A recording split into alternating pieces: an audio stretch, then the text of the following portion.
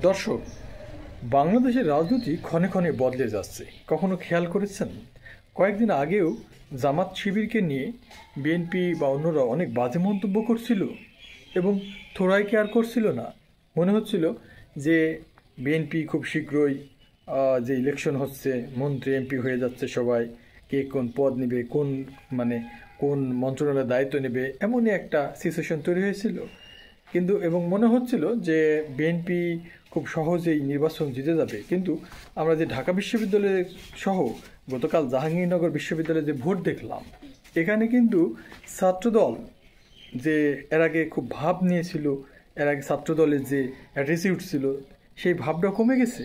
কারণ থোড়াই কেয়ার, বেলি নেই, ঢাকা ইউনিভার্সিটিতে তাদের কোনো পদ পায়নি এবং জাহাঙ্গীরনগর বিশ্ববিদ্যালয়ের ছাত্রদলের কোনো খোঁজই নেই। তারা তো নির্বাচন 5টার সময় বর্জন করেছিল।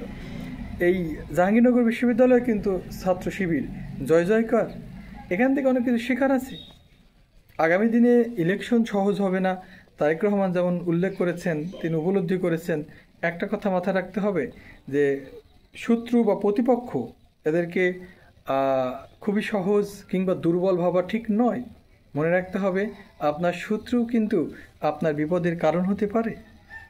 সামনে ইলেকশনে আমার মনে হয় জামাত শিবির আগের যে কোনো রেকর্ড ভেঙে দিতে পারে। জামাত শিবির তারা কিন্তু ক্ষমতায় যাওয়ার স্বপ্ন দেখছে। জামাত শিবির আর বিরোধী দল হতে চায় না। জামাত শিবির বিরোধী দল থাকতেও চায় না, তারা রাষ্ট্র পরিচালনা করতে চায়, এমনই মনোভাব মনে হচ্ছে। দর্শক, খেয়াল করবেন আগের দিনের চেয়ে এই দুটো ইলেকশন, ছাত্রদের যে ইলেকশন হলো ঢাকা এবং জাহাঙ্গীরনগর বিশ্ববিদ্যালয়ে, ইলেকশনের পর থেকে বিএনপি নেতারা কিন্তু অনেকটা উল্টাপাল্টাও বক্তব্য দিয়েছেন। কেমন? তারা বলছেন জামাত নাকি আওয়ামী লীগের সাথে জোট বেঁধেছে, জামাত নাকি আওয়ামী লীগের সাথে তলে তলে একটা সমঝোতা করেছে ক্ষমতায় যাওয়ার জন্য। এবং এখান থেকে একটা ইস্যু তৈরি হয়েছে। বিএনপির অনেকেই বলছেন যে আওয়ামী লীগের ভোটাররা যদি জামাতকে ভোট দিয়ে দেয় তাহলে তো বিএনপি ক্ষমতায় যাওয়া, বিএনপির রাস্তা সহজ হবে না, আর কঠিন হয়ে যাবে। এমনই মন্তব্য আমরা দেখছি দর্শক। আর সবচেয়ে বড় কথা যে যদি সত্যিকারের অর্থে আওয়ামী লীগের ভোটাররা, আওয়ামী লীগ যদি নির্বাচনে না দাঁড়ায় বা সুযোগ না তৈরি হয়, সেক্ষেত্রে আওয়ামী লীগের তো ভোটার রয়েছে কোটি কোটি বা লক্ষ লক্ষ সমর্থনকারী বাংলাদেশে আছে। তারা যদি জামাতকে ব্যালটে জামাতের সিলটা মেরে দেয় কি হবে? তখন কিন্তু গণেশ উল্টে যেতেও পারে বন্ধু। সুতরাং শত্রুকে কখনো দুর্বল ভাববেন না। বিএনপির অনেক নেতা মনে করছেন যে আগামী ইলেকশনে তাদের জেতাও কঠিন হতে পারে।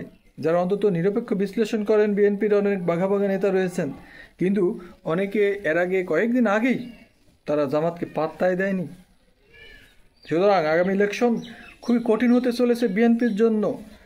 এবং জামাত আর বিরোধী দলে থাকতে চায় না, জামাত এবার ক্ষমতায় যেতে চায়, সেই স্বপ্ন তারা দেখছে। দর্শক, আওয়ামী লীগের ভোটাররা কোনো ক্রমে যদি আওয়ামী লীগ সত্যিকারই অর্থে, যদিও এটা আপনার একটা রাজনৈতিক প্রোপাগান্ডা বলতে পারেন, বা জামাতকে নিয়ে বা আওয়ামী লীগকে নিয়ে যে কথাটা তোলা হচ্ছে বিএনপির পক্ষ থেকে, কিন্তু সত্যিকারই অর্থে যদি এটা হয়ে যায় যে আওয়ামী লীগের ভোটাররা যদি জামাতকে সমর্থন করে দেয় ইলেকশনে, বিএনপির শনির দশা হতে পারে, কপাল পুড়তেও পারে। আর তখনই জামাতের একটা স্বপ্ন, তারা যে ক্ষমতায় যেতে চায়, সেটাও পূরণ হতে পারে। কখনো ভেবে দেখেছেন এই ধরনের ফর্মুলা এগোলে বিএনপির জন্য সাপে বর হতে পারে? এজন্য বিএনপির অনেক নেতাই কিন্তু এটা আশঙ্কা প্রকাশ করছেন। এখনই ঘাবড়ে গেছেন, চুপ মেরে যাচ্ছেন, ভয় পাচ্ছেন। আর ছাত্রদল খুব বাহাদুরি করছিল, কিন্তু ক্যাম্পাসে তাদের যে অস্তিত্ব নেই, তারা যে তাদের কর্মকাণ্ডের মাধ্যমে ছাত্রদের হৃদয় থেকে হারিয়ে যাচ্ছে, অলরেডি দুটো বিশ্ববিদ্যালয়ের ভোটেই প্রমাণ হলো। কি হবে আগামীতে, কি ঘটতে যাচ্ছে বাংলাদেশের রাজনীতিতে? দেখা হবে আবারও নতুন ভিডিওতে। ভালো থাকবেন, সুস্থ থাকবেন, থাকবেন নিরাপদে। আর অবশ্যই নিয়মিত নামাজ কালাম পড়বেন। নতুন চ্যানেলে যারা এসেছেন সাবস্ক্রাইব করবেন, লাইক কমেন্ট শেয়ার করতে ভুলবেন না।